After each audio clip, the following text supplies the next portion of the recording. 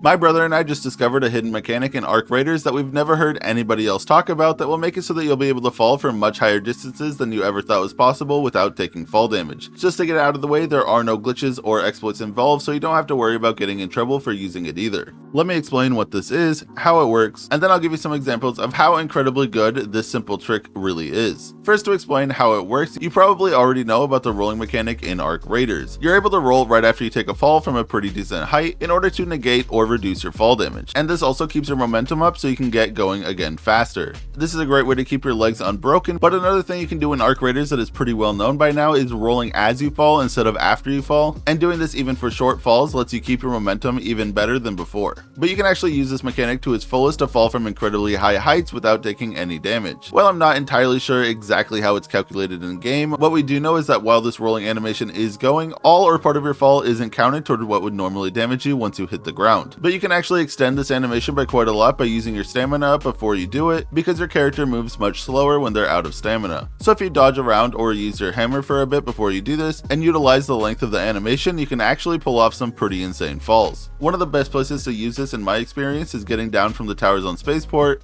using it to safely get down from normal buildings in Buried City, and even falling down into the lobby train station in Stella Montis. Honestly, it can be pretty helpful in a ton of different situations.